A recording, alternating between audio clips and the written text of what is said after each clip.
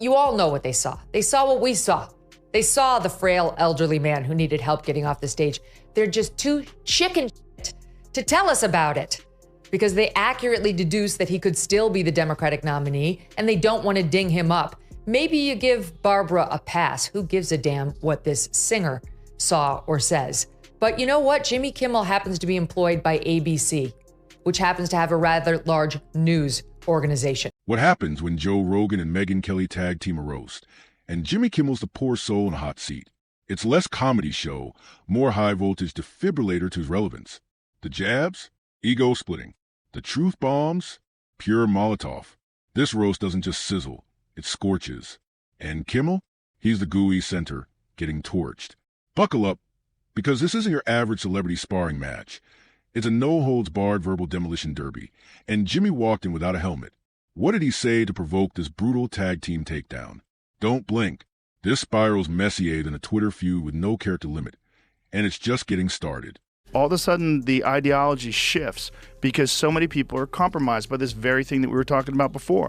The very thing that they use to control the media in terms of the news, they use it to control the media in terms of late-night talk shows and monologues as well. It's the same influence because they're the same sponsors. The same people are spending the same money on the same networks, and it has an impact.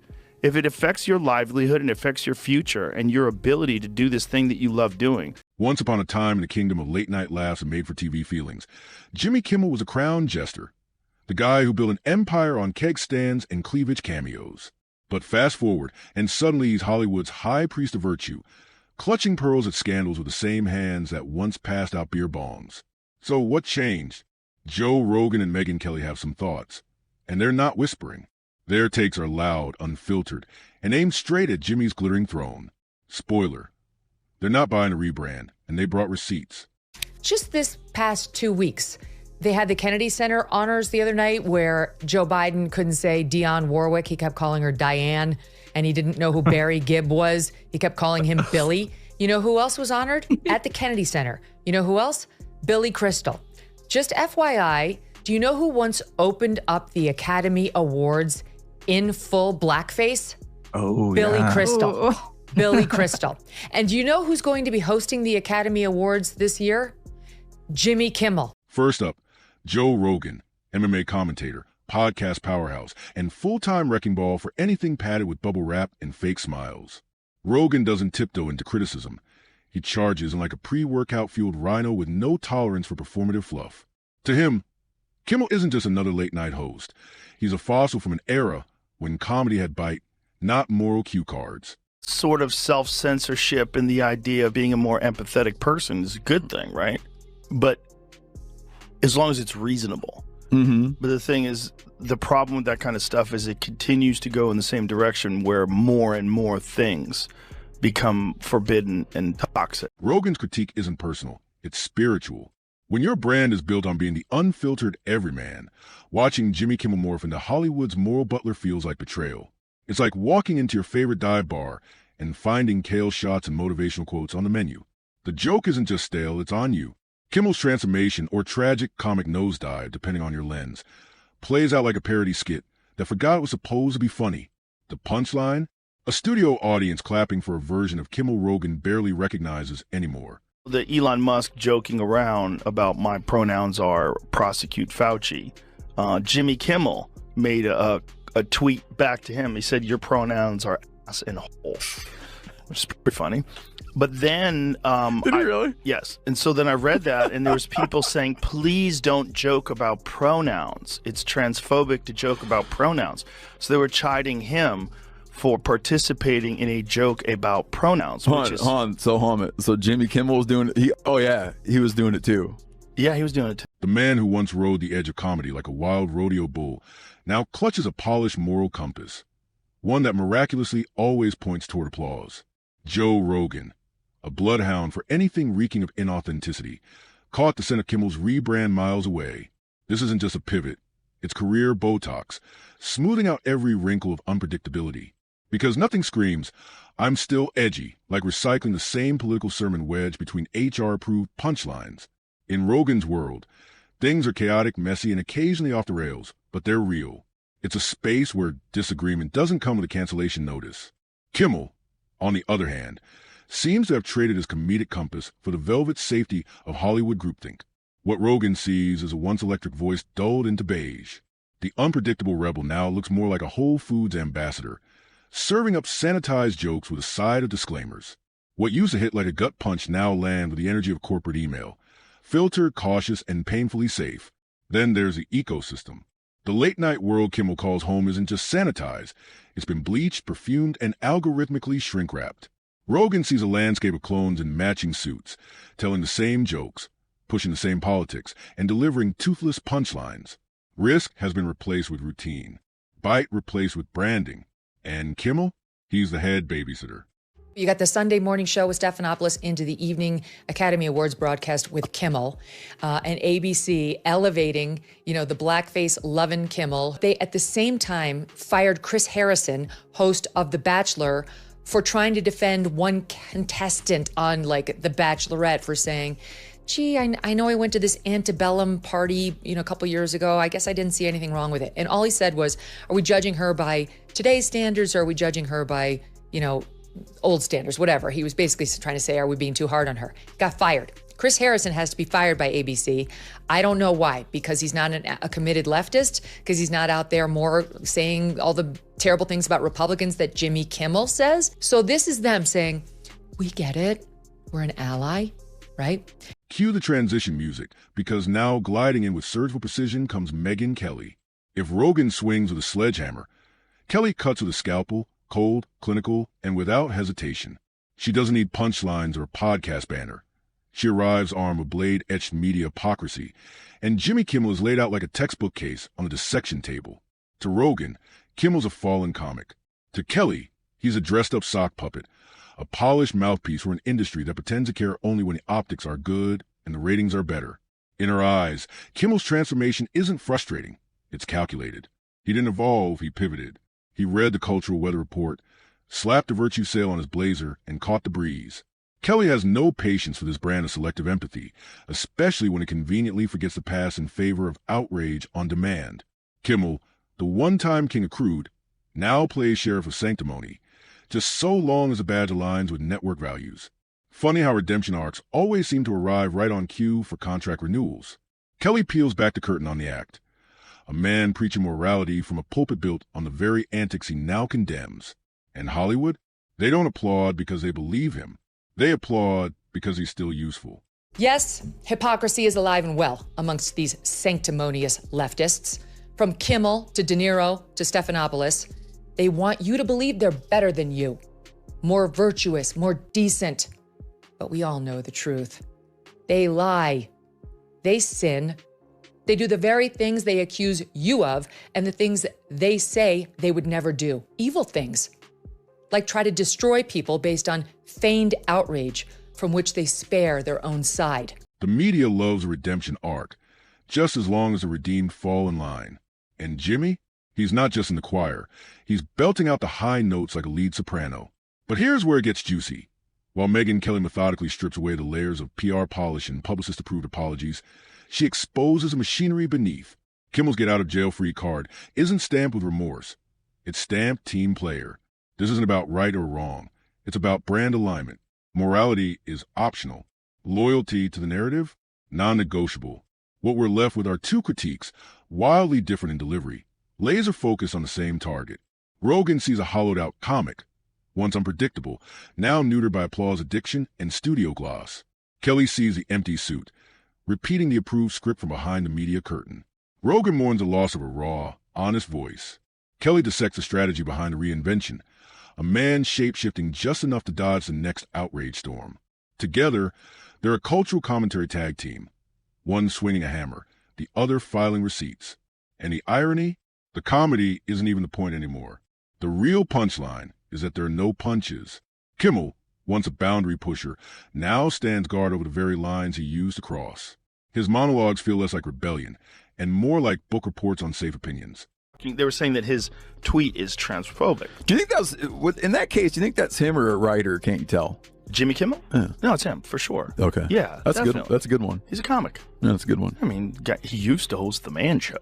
I mean, he's done some pretty outrageous shit back in the day. Yeah. You know, for he-he's and ha-ha's. No, that's a good joke on top of a good joke.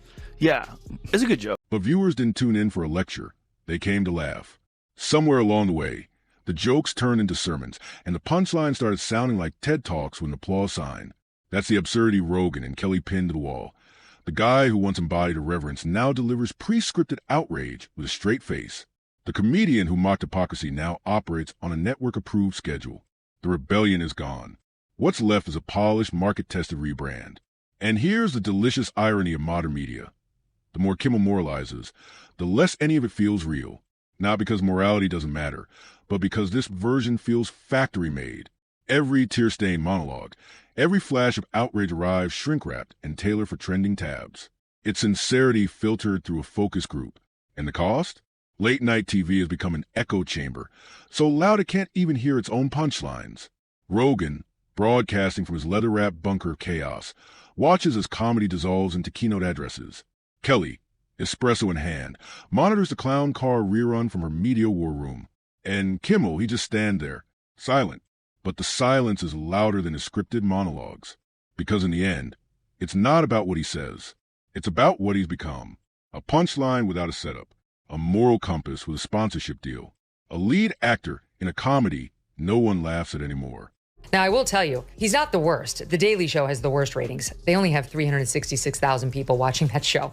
During the Jon Stewart years, it was over 2 million. Now it's down to 300,000. Seth Meyers, absolutely dreadful. He doesn't even have 1 million, 778,000. I mean, for network television, this is, you don't have to pay for it. It's there when you turn on your TV. You plug it in.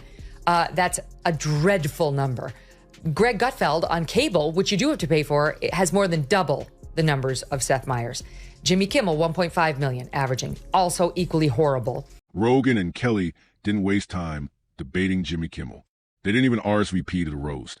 They just glanced at the act and called it what it is: a sitcom with no script, a sermon with laugh track, an empire built on irony now selling sincerity at a discount. It feels less like late night and more like a Netflix doc titled The Day the Clown Cried for Ratings.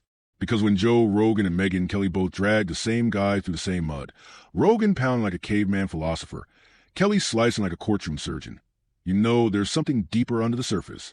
Let's break down the brutal math. Authenticity versus performance. Rogan's whole brand is being raw, unfiltered, and just offensive enough to give PR teams ulcers. He's not trying to be likable, and that's exactly why people listen. Kimmel, on the other hand, has become a walking press release. The edge is gone. The fire dimmed. The former rebel comic now looks more like a brand ambassador for network virtue. The jokes are clean, the suits are sharp, and the soul probably swapped out for a teleprompter and a higher hairline. They wanted to shut me down on being on McAfee. They wanted to shut me up from... Well, that was the Kimmel thing, right? Well, that was... No, did you ever talk to that dude? Have you ever talked to him? I've been on the show years ago, yeah. Would you ever have a conversation with him in person? Of course. Yeah, of course. Yeah. I mean, they wanted me to be on the show in the summertime after I got traded. Really? There obviously been some things that he had said about me that made me go, I don't know if I want to do that. It's like watching a former punk rocker roll into a PDA meeting in khakis, passionately debating the virtues of gluten-free cupcakes. The guy who once roasted Hollywood from the outside now is Hollywood, draped in branded virtue and hashtag morality. Whatever the internet's ordering this week. Rogan's take? Kimmel isn't evolving, he's dissolving, melting into a safe, applause-hungry puddle of beige. Then comes Megyn Kelly, sliding in like a corporate HR investigator who's pulled every receipt. She doesn't care that Kimmel used to be funny. She's locked in on how flawlessly he's been repackaged and resold. To her, this isn't growth, it's moral Botox. Looks smooth, feels fake, and needs constant touch-ups to stay relevant. Together, Rogan and Kelly aren't just calling out the man. They're ripping the veil off the system he now plays for. And underneath all the polish, the death of real comedy. Remember when comics took risks? When jokes made you squirm, rethink, maybe even change your mind? Yeah, that era's over. Now it's punchlines pre-approved by PR, comedy sedated, neutered, market-tested, and merchandised. Every joke safe. Every laugh earned not by truth, but by staying perfectly on script. I've got serious questions about whether any of this is true. I mean, in every job I've ever worked, I've had people who would jump through brick walls for me, and I can be a tough boss. I'm not an asshole, but I'll say, like, that was a packet. Like, we need to do better. That was not okay. And the team, my team loves me, and I love my team because we are all about putting out great work product. And I'm quick to compliment too. Like, what did he say? He basically said, "Are you okay? Seriously, do you need help?" That's causing people to lose their hair. People need to toughen up. Your workplace is not your nana's lap. Rogan sees it and shouts into Mike, raw and furious about the decay. Megyn Kelly raises a cool, unblinking eyebrow, her silence landing with equal force. Different styles, same verdict. Comedy's been gutted. Real laughter replaced by clapdoor. That performative applause reserved not for cleverness, but for ideological correctness. Late nights turn sermon. And Jimmy Kimmel? He's a self-righteous preacher, reciting the gospel of whatever's trending. The media doesn't just enable it, they celebrate it. The safer, cleaner, more elite-approved your message, the more the spotlight adores you. Kimmel doesn't just survive in that world. He's its blueprint. Late Night Host 2.0. 50% less edge, 100% more moral grandstanding. So here we are at a cultural fork in the road. On one side, Rogan and Kelly, flawed, unfiltered, fiercely independent. They throw punches at the padded walls of the corporate media bubble, refusing to play nice. On the other, Kimmel and his kind, smiling through rehearsed sincerity, gliding across the surface of public approval like a duck in a $4,000 suit. But this isn't just about one man losing his bite. It's about an entire industry that forgot how to really laugh, unless the target's been pre-approved. Satire used to sink its teeth in. Now it just nibbles like a tofu piranha. I don't think that conversation is a conversation that should be held in front of an audience in 5-minute chunks, like they do on television. Yeah. That's a conversation that you have to let air out. I want to know why you think the way you think. Sit down with Jimmy. Why do you think the way you think? Why would you think that it's okay to say that it's a real simple thing? The people that have been vaccinated, you treat them, and the people that took horse goo, rest in peace, Wheezy. Really? It's what happens when comedians stop mocking the powerful and start brunching with them. When satire trades teeth for talking points, the punchline doesn't just fall flat, it turns tragic. Picture it. A clown who once flipped tables now sits quietly at one, sipping herbal tea while studio execs applaud his bravery. The audience isn't laughing. They're clapping, trying to convince themselves they just watched comedy, not a confession. That's the setup. The real joke? There isn't one. Yes, Rogan swung the hammer. Kelly brought the scalpel. But this wasn't just about Kimmel. It was a post-mortem of modern media itself. Calculated, cautious, and almost entirely humorless. And the scariest part? The punchline landed. Scarier still, it wasn't even funny. Late night used to feel like a 2 a.m. dive bar. Chaotic, unfiltered, maybe a little reckless, but always real. Now it feels like a team-building seminar, led by someone who used to be fun. If you're wondering where the spark went, Rogan and Kelly just handed you the map. Because when Joe Rogan, the human Molotov cocktail, and Megyn Kelly, the media's coldest scalpel, both homing on the same target, it's not a debate. It's an autopsy. And the subject on the table? It's not just Kimmel. It's everything he now stands for. Back in the day when I was on the prime time of Fox and you were on the prime time of CNN, a couple of hours after our shows ended, late night comics would come on and they occasionally would make us laugh, Piers. As you know, they've abandoned that game now and they're just political operatives out there. Look at this. Hey there. How are you doing? If you watch the show regularly, I'm guessing you're not doing great. It was a terrible night for women, for children, for the hundreds of thousands of hardworking immigrants who make this country go, for healthcare, for our climate. Just get over yourselves. Honestly, it's so pathetic. It's the culture of fake growth, hollow bravery, and echo chambers on loop. The idea that comedy only matters if it flatters the right people. Rogan and Kelly didn't just roast Jimmy Kimmel. They dismantled the scaffolding holding up his entire act. And they didn't do it with rage. They used something far more cutting.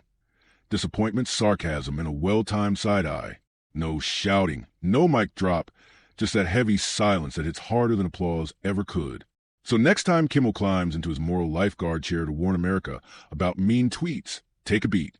Ask yourself, are you watching a comedian or just a commercial for the latest flavor of Kool-Aid? Because the jokes? They used to be the point.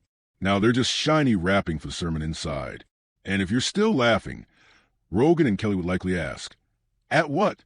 Welcome to the roast that didn't need a stage.